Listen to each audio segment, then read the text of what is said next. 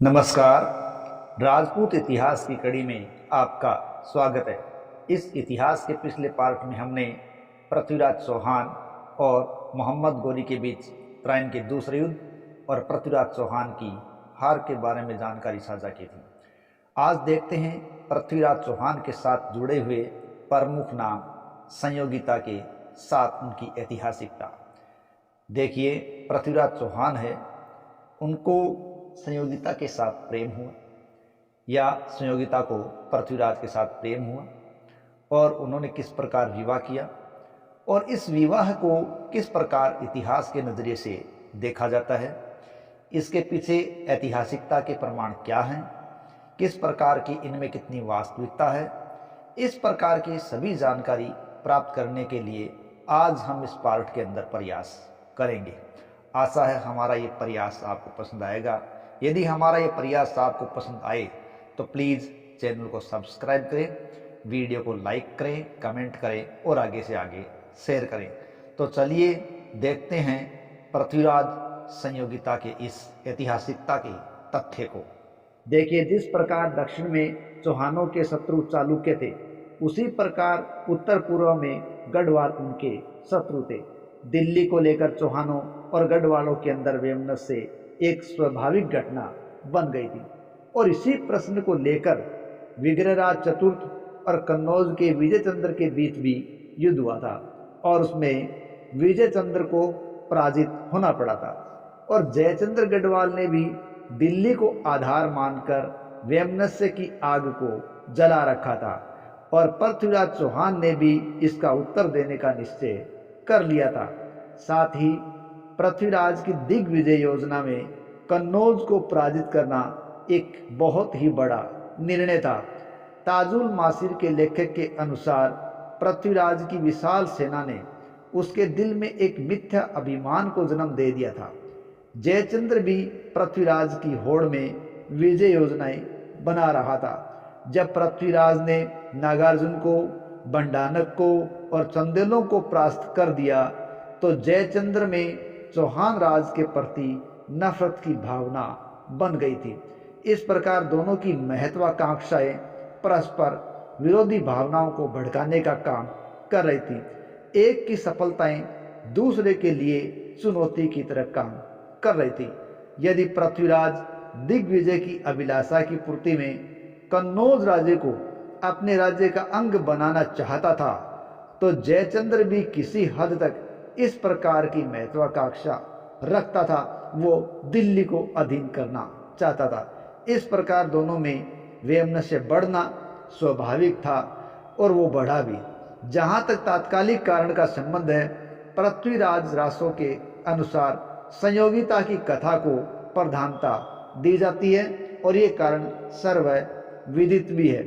इस कथा का सारांश इस प्रकार है कि पृथ्वीराज और संयोगिता में आपसी प्रेम था और जयचंद्र गढ़वाल के द्वारा इसकी अवहेलना की गई थी। अपने वैमनस्य के कारण उसने अपनी कन्या का विवाह किसी अन्य राजा के साथ करने का निश्चय कर लिया था। यानी जयचंद्र अपनी पुत्री संयोगिता का विवाह पृथ्वीराज चौहान से कदापि नहीं करना चाहता था और इसी अभिप्राय के लिए उसने राजसूय यज्ञ का आयोजन किया और उसके साथ साथ उसने संयोगिता के स्वयंवर को भी रच दिया।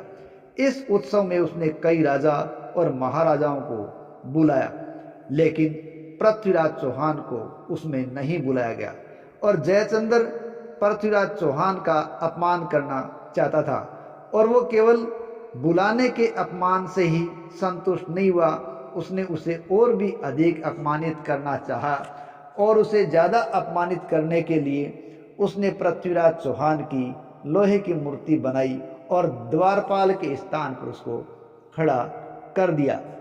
जब स्वयंवर का समय आया और सभी राजा महाराजा संयोगिता द्वारा वरे जाने की प्रतीक्षा कर रहे थे तो राजकुमारी ने अपने प्रेमी पृथ्वीराज की मूर्ति के गले में वरमाला डाल दी थी। इसी समय पृथ्वीराज चौहान भी अपने सैन्य बल के साथ घटना स्थल पर पहुंच गया था और बड़ी ही युक्ति से वह संयोगिता को वहां से उठाकर चल पड़ा। जयचंद्र ने अपने सैनिक राजकुमारी को छुड़ा लेने के लिए पृथ्वीराज के पीछे लगाए, लेकिन जयचंद्र के सैनिक सफल नहीं हो सके, क्योंकि पृथ्वीराज चौहान के साथ आए हुए उसके स्वामी भक्त सैनिकों ने अपने स्वामी को बचाने के लिए अपने आप को बलिदान करना उचित समझा और वो लगातार लड़ रहे थे, कट रहे थे, मर रहे थे, मार रहे थे, लेकिन अपने स्वामी को बचाने के लिए हर संभव प्रयास कर रहे थे। इसी बचाव के चलते पृथ्वीराज चौहान है वो अपनी राजधानी पहुंचने में कामयाब हो गए और उन्होंने वहां जाकर संयोगिता से विवाह कर लिया था।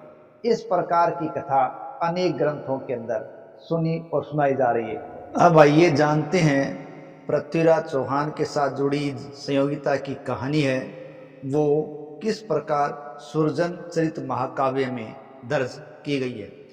देखिए, पृथ्वीराज चौहान की 13 रानियां थीं और उनमें से संयोगिता सबसे ज़्यादा रूपवती थी। संयोगिता को तिलोत्तमा, कांतिमती, संयुक्ता आदि नामों से भी जाना गया है और उनके पिता कन्नौज के राजा जयचंद है। देखिए, सुरजन चरित महाकाव्य में संयोगिता और पृथ्वीराज के विवाह का उल्लेख भी है। वो इस प्रकार है कि एक बार अजमेर के महल में उद्यान में पृथ्वीराज विहार कर रहे थे और उसी समय वहाँ के प्रतिहारी ने आकर बताया कि राजन आपसे एक महिला मिलना चाहती है जो कि कन्नौज से आई है। तो प्रतिहारी को राजा कहता है कि उसको लाया जाए। तो पृथ्वीराज चौहान के पास उस कन्या को लाया जाता है। वो महिला राजा को प्रणाम करके बोलती है, हे राजन, मैं कान्यकुब्ज कन्नौज से आई हूँ और कन्नौज के स्वामी जयचंद की पुत्री संयोगिता की संदेशवाहक बनकर आई हूँ। और तब उस महिला ने पृथ्वीराज चौहान को उस संयोगिता की सौंदर्यवती लक्ष्मी से अवगत करवाया और उन्होंने बताया कि एक बार अपने पिता के साथ राजमहल में स्थित संयोगिता ने अचानक ही गायक द्वारा गाया हुआ आपका गुण प्रतिपादक गीत सुना था और जब आपने मलेच्छ राजा को युद्ध में हरा दिया था तब ही उसके हृदय में आपके प्रति अनुराग जाग गया था और संयोगिता का स्वर्ण कलम पुष्प जैसे देदीप्यमान मुख आपके विरह से मूर्छित हो गया है। इस प्रकार आपको मन में वह स्थापित कर चुकी है और दिन बिता रही है। और एक दिन रात्रि के तृतीय पहर में स्वप्न में संयोगिता ने कामदेव रूपी आपके दर्शन भी किए हैं। अब उसका विरह चरम सीमा को लांघ गया है। तो राजन, आज विधाता भी उस पर कष्टों की वर्षा कर रहा है। संयोगिता के पिता उसके शत्रु बन गए हैं और संयोगिता का विवाह किसी अन्य राजा के साथ करवाना चाह रहे हैं। पिता की इच्छा को सुनकर दुख वेग से रोती हुई राजकुमारी संयोगिता ने आपके पास मुझे भेजा है और वो आपको प्राप्त करना चाहती है। जिस पुरुष को मैं चाहती हूँ उस पुरुष को ही मैं प्राप्त करूँगी। आप ऐसे पुरुष हैं जो उससे विवाह करें क्योंकि ये उसकी इच्छा है। इस प्रकार की बात जब संयोगिता के बारे में उसकी दासी या संदेशवाहिनी ने बताई तब पृथ्वीराज चौहान ने कहा, तुम उस मृग नयनी का मनोरथ पूर्ण हुआ ऐसा समझ लो और उसे कहो कि मैं शीघ्र ही उसकी रक्षा के लिए कन्नौज आऊँगा। और कहा जाता है इसी प्रण के तहत पृथ्वीराज चौहान है वह स्वयंवर स्थल पर पहुँचे और संयोगिता ने उनका वर्ण किया और पृथ्वीराज चौहान उसको कन्नौज से अपनी राजधानी लाने में कामयाब हुए और उनसे विवाह कर लिया। इस प्रकार की कथाएं पृथ्वीराज विजय महाकाव्य और पृथ्वीराज रासों के अंदर भी कमोबेश ऐसी ही कथाएं बताई जाती हैं। लेकिन क्या संयोगिता और पृथ्वीराज चौहान को लेकर इस प्रकार की जो बातें हैं उनमें ऐतिहासिकता क्या है? आज हम इसी संबंध में देखते हैं कि संयोगिता की ऐतिहासिकता के संबंध में किस प्रकार की राय बनाई जाती है। देखिए, जयचंद्र और पृथ्वीराज के संबंध में संयोगिता को पृथ्वीराज द्वारा भगा ले जाने की जो कथा है उस पर कई विद्वान तो पूरी तरीके से संदेह प्रकट करते हैं और संदेह प्रकट करने वाले मूल इतिहासकारों में माना जाता है तो वो डॉक्टर त्रिपाठी हैं, डॉक्टर ओझा हैं। वो कहते हैं कि ये जो संपूर्ण कथा है वो काल्पनिक है और अपने मत की पुष्टि के लिए वो ये बताते हैं कि संयोगिता का वर्णन है वो रंभा मंजरी नाटक में बिल्कुल भी नहीं किया गया। जयचंद्र के शिलालेखों में भी उसके बारे में कोई जानकारी नहीं है। अतएव उनके अनुसार संपूर्ण कथा है वो 16वीं सदी के किसी भाट के द्वारा रची रचाई एक घटना है, ये मानते हैं। जबकि डॉक्टर त्रिपाठी कहते हैं कि पृथ्वीराज के युग में राजसूय यज्ञ और स्वयंवर की प्रथा लुप्त हो गई थी। तो उनका ये भी कहना है कि जयचंद्र की इतनी विस्तारित विजय नहीं थी कि वो राजसूय यज्ञ करने की आवश्यकता अनुभव करे। तो वहीं ओझा जी कहते हैं कि रंभा मंजरी नाटक में जब जयचंद्र की उपलब्धियों का जिक्र है और हमीर महाकाव्य में हमीर के शौर्य का वर्णन है, तो संयोगिता का वर्णन किसी न किसी रूप में उनमें होना जरूरी है, लेकिन वो नहीं है। इन अपनी दलीलों के आधार पर संयोगिता के स्वयंवर को और विवाह की घटना को केवल प्रामाख्यान कहकर वो टाल देते हैं, वो इसको संदेह से देखते हैं। इस प्रकार की कथा को डॉक्टर दशरथ शर्मा दूसरे रूप में स्वीकार करते हैं। डॉक्टर दशरथ शर्मा ने इस वर्णन को प्रेम प्रधान स्वीकार करते हुए लिखा है कि प्रेम जीवन का एक अंग है और वह सत्य और वास्तविक है। व्यवहारिक जीवन में ऐसी अनेक घटनाएं घटती रहती हैं जो प्रेम प्रधान होते हुए भी सत्य होती हैं।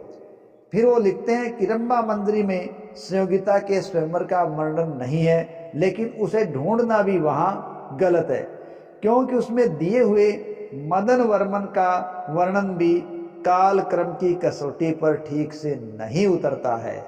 इसी प्रकार वो कहते हैं कि हमीर महाकाव्य में यदि संयोगिता का वर्णन नहीं है तो उसमें पृथ्वीराज के जीवन के साथ मान्यता प्राप्त अन्य घटनाओं का जिक्र भी नहीं है, जैसे नागार्जुन का दमन, परमर्दी का दमन, बंडानकों का दमन, चालुक्यों को दबाना, इनका भी तो जिक्र उनमें नहीं है। इसका अर्थ ये तो नहीं है कि ये घटनाएं पृथ्वीराज के जीवन वर्ष से संबंधित नहीं हो। यदि हमीर महाकाव्य के अंदर विवाहों का वर्णन नहीं है तो इससे ये भी निष्कर्ष नहीं निकाल सकते कि पृथ्वीराज अविवाहित था। इस प्रकार वो संयोगिता की घटना को स्वीकार करते हैं। डॉक्टर वेद भी संयोगिता के अपग्रहण की घटना को मानते हैं। यदि हम प्रेमाख्यान के कई रोचक अंशों को छोड़ दें और मूलभूत आधारों को स्वीकार कर लें तो इसमें कोई अनहोनी बातें नजर नहीं आती। उदाहरणार्थ पृथ्वीराज की मूर्ति द्वारपाल पर स्थापित करना राजपूत परंपरा के बिल्कुल अनुकूल था। जबकि एक राजपूत वंश दूसरे राजपूत वंश को अपमानित करना चाह रहा हो या दूसरे वंश को अपमानित करना चाह रहा हो तो वो ऐसा करता था। राष्ट्रकूट शासक दंती दुर्ग ने अपने शत्रु गुर्जर राज तथा अन्य राजाओं की मूर्तियां अपमानित करने के लिए हिरण्य गर्भदान महादान के उत्सव पर द्वार पर स्थापित करवाई थी।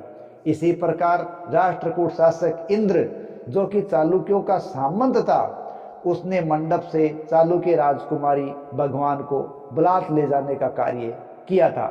जहां तक पृथ्वीराज के साहसपूर्ण कार्यों का संबंध है, वह ऐसे कार्यों में दक्ष था। इस कार्य से भी अधिक शौर्यपूर्ण कार्य तो चंद्रावती और जैजाग भुक्ति का आक्रमण था, जिसमें विपक्षी दल त्रसित हो गया था। रहा प्रश्न राजसूय यज्ञ का, जिसे उस समय नहीं होना बताते हैं, लेकिन ये बात ठीक नहीं है, क्योंकि जो शासक अपने आप को प्रतिभाशाली या शक्तिशाली साबित कर देता है वो इस प्रकार का यज्ञ तो करता रहता है। अगर हम आधुनिक रूप में देखें तो 17वीं शताब्दी के अंदर भी आमेर के कछवा राजा स्वयं जय सिंह ने भी राजसूय यज्ञ किया था और उसको अंतिम राजसूय करने वाला शासक के रूप में देखा जाता है। तो उन्होंने जब ये 17वीं शताब्दी में किया था तो कन्नौज के राजा जयचंद ने अपने दौर में ऐसा किया था, इसमें कोई संदेह नहीं होना चाहिए। जहां तक स्वयंवर का प्रश्न है उसका उल्लेख 1125 ईस्वी के विक्रमदेव चरित्र में मिलता है। हेमचंद्र सूर के द्वात्र काव्य में दुर्लभ राज द्वारा दुर्लभ देवी के स्वयंवर का प्राप्त होना भी लिखा गया है। इन उदाहरणों से सिद्ध है कि स्वयंवर की प्रथा भी परंपरागत थी। इसलिए चंद्रशेखर तथा अबुल फजल आदि लेखकों ने संयोगिता की कथा को मान्यता प्रदान की है। पृथ्वीराज विजय ने भी पृथ्वीराज को तिलोचना नामक अप्सरा, जो राजकुमारी के रूप में अवतरित हुई थी, के प्राप्त होने का संकेत दिया है। इसके अलावा पृथ्वीराज चौहान के द्वारा संयोगिता को ले जाना स्वीकृत विवाह के अंतर्गत ही है, जबकि राक्षस विवाह का समर्थन स्मृतिकारों ने किया है। आज भी मंडप से कन्याएं उठाई जाती हैं, तो उस युग में ऐसा क्यों नहीं हो सकता था। राजसूय यज्ञ की गतिविधियों में लगे हुए जयचंद्र को राजाओं की भीड़ भाड़ में पृथ्वीराज के सैनिकों और सामंतों पर संदेह करना संभव नहीं लगा होगा। ऐसे अवसर पर संयोगिता को ले जाना कोई साधारण घटना नहीं थी। फिर भी अगर सच पूछा जाए तो परंपरा से मान्यता प्राप्त घटना पर संदेह करना भी उचित नहीं है। सदियों से इस प्रचलित कथा में विश्वास की एक अविरल श्रृंखला ही चलती आ रही है, जो इसकी सत्यता का एक प्रमाण है। फिर भी संयोगिता की कथा की उपेक्षा करने पर गढ़वाल चौहान वैमनस्य की संभावना कम नहीं होती। यदि इन दोनों के बीच संयोगिता की घटना नहीं होती तो भी इनकी नफरत तो एक दूसरे के लिए बढ़ती ही जा रही थी। पृथ्वीराज द्वारा भंडारकों का दमन, चंदेलों और चालुक्यों की शक्ति को दी गई चुनौती गढ़वालों के लिए एक जहर के घूंट के समान थी। साथ ही साथ पृथ्वीराज की विजय योजनाओं में गढ़वालों की स्वतंत्रता सूल तुल्य थी। ऐसी स्थिति में दोनों राज्यों का संघर्ष अवश्यंभावी था और ये तो होना ही था। इस संघर्ष को निकट लाने में संयोगिता का विवाह और स्वयंवर की घटना एक रोचक घटना और महत्वपूर्ण घटना हो सकी थी। इन दोनों की शत्रुता का परिणाम न केवल उन दोनों के लिए घातक साबित हुआ, बल्कि ये संपूर्ण भारत के लिए घातक साबित हुआ था, क्योंकि भारत पर मोहम्मद गोरी के आधिपत्य का बहुत कुछ उत्तरदायित्व पृथ्वीराज और जयचंद्र की परस्पर वैमनस्यता को दिया जा सकता है। हालांकि यह पूर्ण तौर से नहीं किया जा सकता कि पृथ्वीराज की हार या मृत्यु के पश्चात संयोगिता का क्या हुआ। कुछ साक्ष्य ये दर्शाते हैं कि उनकी ननद प्रथा और संयोगिता ने जौहर का अनुसरण किया था। हालांकि इस बात को ठोस रूप में नहीं कहा जा सकता, लेकिन इसको ये माना जा सकता है क्योंकि वो अपने पिता जयचंद्र के पास जा नहीं सकती थी और शत्रु सेना बाहर खड़ी थी, इसलिए उनके पास ज़्यादा सोचने का समय नहीं था और शायद जल्दबाजी में उन्होंने निर्णय लिया था। लेकिन निर्णय ज़्यादा संभावना ये व्यक्त की जाती है कि उन्होंने जौहर का इस्तेमाल किया और इस प्रकार शत्रु सेना खाली हाथ रह गई थी।